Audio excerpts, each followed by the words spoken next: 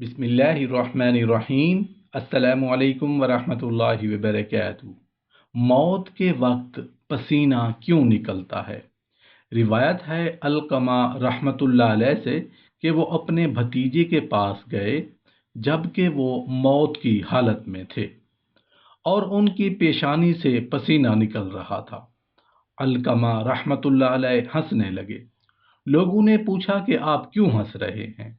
کہنے لگے، میں نے سنا ابن مسعود رضی اللہ عنہ کو یہ کہتے ہوئے کہ رسول اللہ صلی اللہ علیہ وآلہ وسلم نے ارشاد فرمایا کہ مومن کی روح پسینہ دے کر نکلتی ہے اور بدکار اور کافر کی روح اس کے منہ سے نکلتی ہے جیسے گدھے کی جان منہ سے نکلتی ہے، اور مومن پر گناہ کے سبب سے موت کے وقت سختی کی جاتی ہے تاکہ گناہ کا کفارہ ہو جائے، اور کافر اور بدکار پر گناہ کے سبب سے موت کے وقت آسانی کی جاتی ہے تاکہ نیکی کا کفارہ ہو جائے۔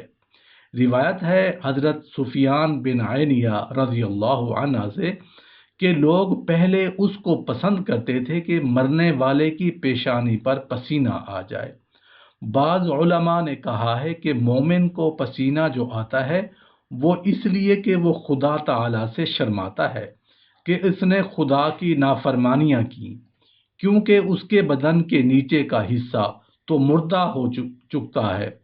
حیات کی حرکت وقوف صرف بالائی جسم میں باقی رہ جاتی ہے، اور حیا و شرم آنکھوں میں ہوتی ہے جو بالائی حصہ میں ہوتی ہے، اور کافر ان تمام باتوں کی طرف سے اندھا ہوتا ہے۔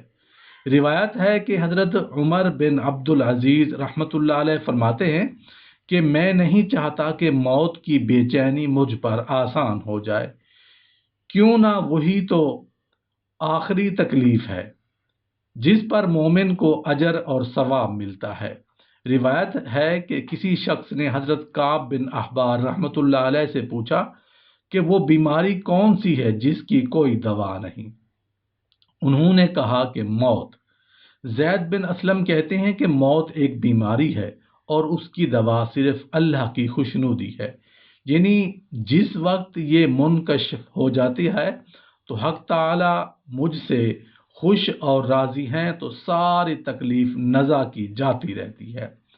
حضرت عبید بن عمیر سے مروی ہے کہ حضرت عائشہ صدیقہ رضی اللہ عنہ سے میں نے اچانک موت کے بارے میں پوچھا کہ آیا اس سے نفرت کرنی چاہیے؟ تو آپ نے فرمایا، کیوں؟ اسے ناپسند کیوں کیا جائے؟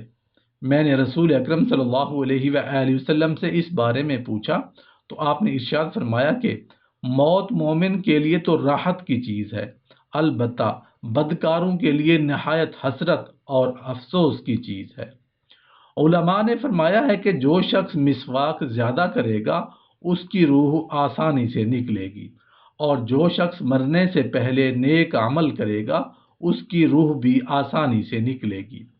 روایت ہے ابو درداء رضی اللہ عنہ سے کہ فرمایا نبی کریم صلی اللہ علیہ وآلہ وسلم نے جس میت کے سرہانے سورہ یاسین پڑھی جائے تو اللہ تعالیٰ اس پر موت کی سختی آسان کر دیتا ہے۔ ابو سعید رضی اللہ عنہ سے روایت ہے کہ فرمایا رسول اللہ صلی اللہ علیہ وآلہ وسلم نے کہ مرنے والے کو لا الہ الا اللہ کی تلقین کیا کرو۔ روایت ہے معاذ بن جبل رضی اللہ عنہ سے کہ آپ صلی اللہ علیہ وآلہ وسلم نے فرمایا کہ جس کا آخری کلام لا الہ الا اللہ ہوگا تو وہ جنت میں داخل ہوگا۔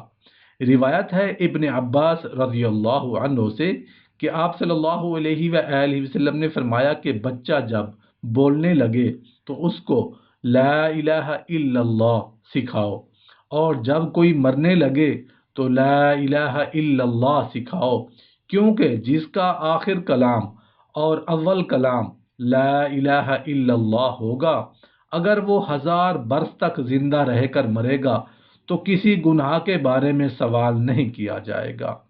روایت ہے طلحہ اور عمر رضی اللہ عنہ سے کہ ہم نے سنا رسول اللہ صلی اللہ علیہ وآلہ وسلم کو فرماتے ہوئے کہ میں ایک ایسا کلمہ جانتا ہوں کہ اگر مرنے والا اس کو کہے تو اس کی روح بدن سے نکلتے وقت آرام پائے گی، اور قیامت کے دن اس کے لیے نور ہوگا، اور مرتے وقت کی سختی دور کرے گا، اور اس کو وہ چیز دکھائے گا جس سے خوش ہو جائے گا۔